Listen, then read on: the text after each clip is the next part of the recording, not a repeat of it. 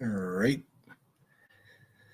This first slide is the title page. Go to the next page.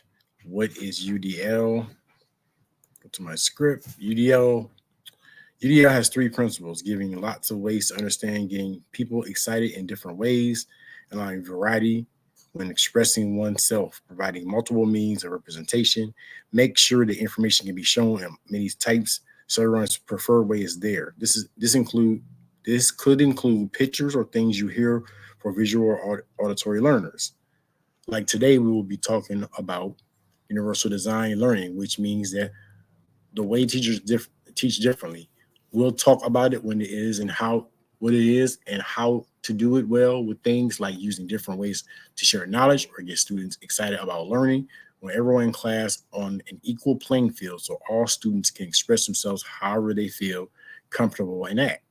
UD has three principles giving lots of ways to understand, getting people excited in different ways, allowing variety of expressing oneself, providing multiple means of representation, make sure the information can be shown in many types so everyone's preferred way is there. This can include pictures or things you hear for visual auditory learners, like using videos instead of textbooks.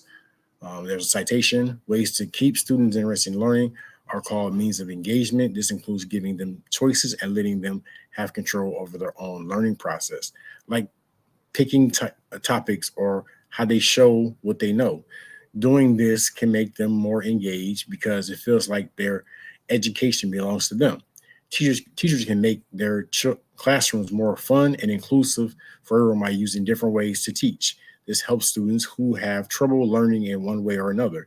Teachers should give kids options on how they should show what they learn, like talking about it, writing an essay, making a video presentation, acting out a play, or using artistic means. When teachers encourage creativity and new ideas this way, they help kids learn better. Now we're going to move on to traditional versus UDL planning.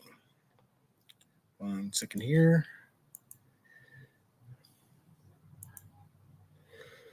All right.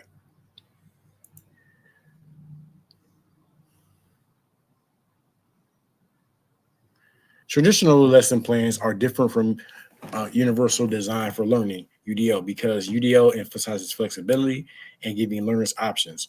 With traditional lessons, everyone is expected to learn the same way, which can lead to disengagement, excuse me, and low achievement among diverse learners who may need a different approach.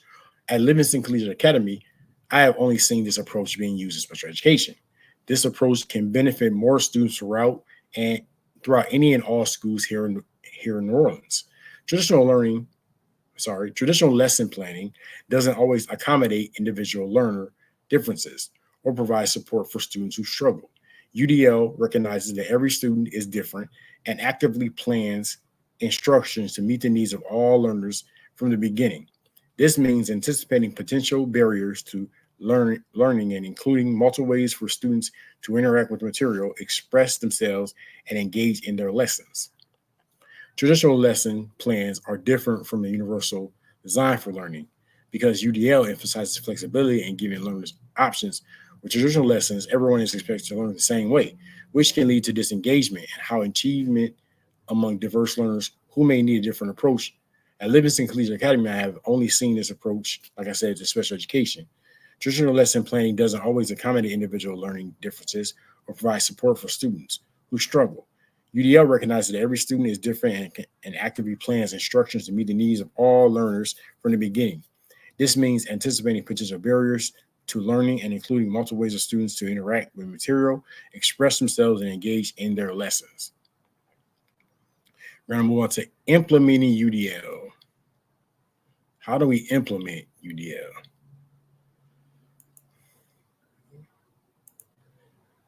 Go to the next slide. All right. So here's a scenario. I'm creating a lesson for my students and using UDL principles before teaching. I think about how to help all learners in the best way. I have a class of 20 students. Some of them like to learn by seeing, that's 8 students. Some prefer hearing things, that's 2 students. And others need to move around while being learned. while learning. That's 10 students. You have 3 new kids who don't speak English well, so they might find it difficult with writing assignments. One kid can't hear very well, another has trouble paying attention a lot in the classroom, and one student is really worried about everything all the time. So this leads to multiple means of representation. Some students might have trouble understanding a lesson in this situation because they learn differently by seeing, hearing, or doing. Some may not know English well and struggle to write. A student can't hear properly. One has a short attention span, yet another is very anxious. They each need different things to learn effectively, which can make it difficult for them all to follow, if only taught in the usual way. To help students with different learning styles, teachers can use pictures or videos for visual learners. For those who have different difficulty hearing, providing subtitles helps the following along, and using objects to touch and move around benefits kinesthetic learners in understanding the material better. Right. So that was implementing UDL slide and multiple means of representation. All right. Next one is multiple means of action and expression. Multiple means of action and expression. Some students may have trouble showing what they know because of language challenge, attention problems, or anxiety. To help them do better in class, teachers could try different ways for students to show their knowledge, such as speaking instead of writing. At Livingston Collegiate Academy, Chromebooks are being used with a program called Read Naturally to check how well kids read and understand things. Based on that evaluation, they can move forward or more on previous material until they get it right. Working with classmates can help students show what they know in new ways. For those who have trouble writing, using special software that turns speech into text can make communication easier, even if the person speaks a different language or has other difficulties. Teachers can use these teaching methods to make sure all students have a chance to show what they know and are good at it. This helps everyone feel included and supported and able to do well in class. Some students may have a hard time getting involved in class. This could be because they don't know enough English words, struggle with writing assignments, or can't hear well. They might also get distracted easily or feel anxious. To help these students engage more, teachers can use different teaching methods like using pictures and videos for visual learners, hands-on activities for kinesthetic learners, or captions or videos for auditory learners. Teachers can also use computer programs that turn speech into text to help ELLs write better and interact digital tools like educational apps to make learning even more fun. Then the last one is equity. These teaching methods make sure that everyone can learn by giving different ways to show and do things. This helps students who like pictures, sound, or technology choose how they want to learn.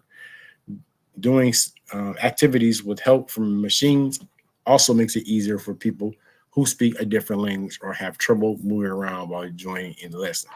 So let's look at those 2 slides that we just went over. Multiple means of engagement. That slide. And then equity. And the conclusion, ultimately, when we integrate the principle of universal design for learning into our curriculum planning, we can cultivate a more comprehensive and inclusive learning atmosphere that accommodates every student. Furthermore, shares during classroom lessons will be done effectively. Approaches from all sides by offering versatility, value, thought teaching curricula for better overall results across the board among students, regardless of whether underperforming or high performing pupils. Let us persist vigorously in pushing towards equitable resource allocations, accessibility, wherever education is concerned, via utilization of universal design for techniques. Thank you for listening.